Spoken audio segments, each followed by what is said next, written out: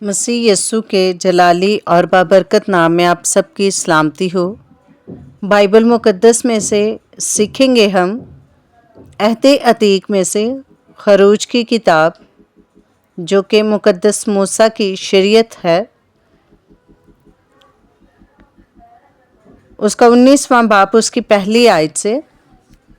اور بنی اسرائیل کو جس دن ملک مصر سے نکلے 3 مہینے ہوئے، اسی دن وہ سینا کے بیابان میں آئے، اور جب وہ رفادیم سے روانہ ہو کر سینا کے بیابان میں آئے تو بیابان ہی میں ڈیرے لگا لیے۔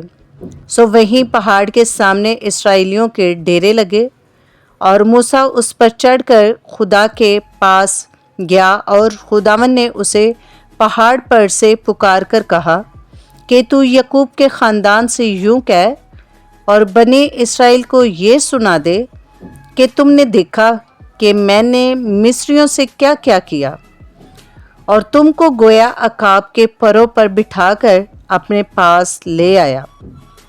سو اگر تم میری بات مانو اور میرے عہد پر چلو تو سب قوموں میں سے تم ہی میری خاص ملکیت ٹھہرو گے، کیونکہ ساری زمین میری ہے، اور تم میرے لیے کاہنوں کی ایک خاص ملکیت اور ایک مقدس قوم ہوں گے۔ ان ہی باتوں کو تو بنی اسرائیل کو سنا دینا۔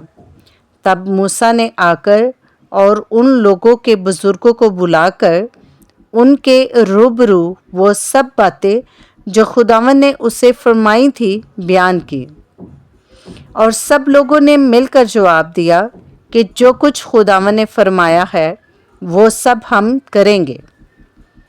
اور موسیٰ نے لوگوں کا جواب خداوند کو جا کر سنایا، اور خداوند نے موسیٰ سے کہا کہ دیکھ، میں کالے بادل میں اس لیے تیرے پاس آتا ہوں کہ جب میں تجھ سے باتیں کروں تو یہ لوگ سنیں اور سدا تیرا یقین کرے۔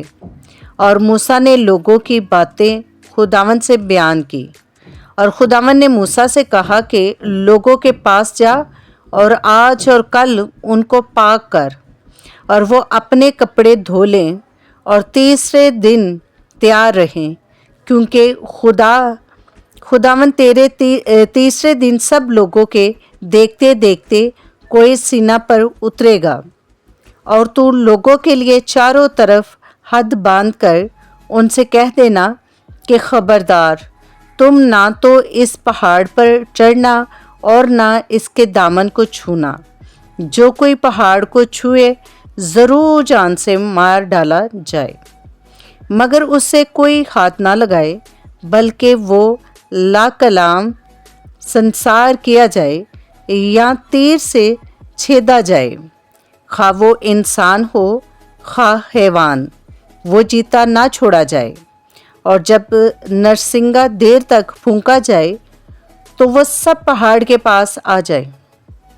تب موسیٰ پہاڑ سے اتر کر لوگوں کے پاس گیا، اور اس نے لوگوں کو پاک صاف کیا، اور انہوں نے اپنے کپڑے دھو لیے، اور اس نے لوگوں سے کہا کہ تیسرے دن تیار رہنا اور عورت کے نزدیک نہ جانا۔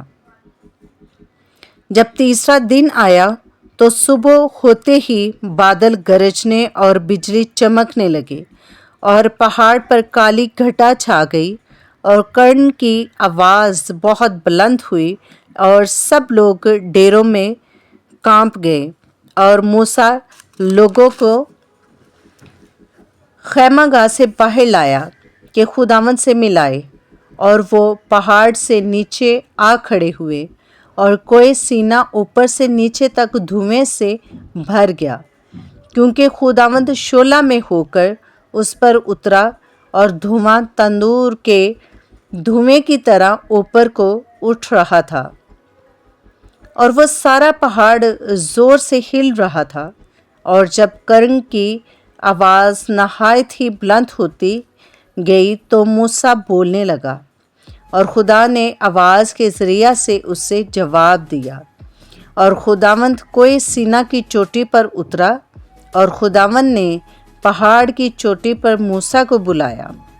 سو موسیٰ اوپر چڑھ گیا اور خداوند نے موسیٰ سے کہا کہ نیچے اتر کر لوگوں کو تاکیداً سمجھا دے تا ایسا نہ ہو کہ وہ دیکھنے کے لیے حدوں کو توڑ کر خداوند کے پاس آ جائیں اور ان میں سے بتیرے ہلاک ہو جائیں، اور کاہن بھی جو خداوند کے نزدیک آیا کرتے ہیں اپنے تئیں پاک کرے، کہیں ایسا نہ ہو کہ خداوند ان پر ٹوٹ پڑے۔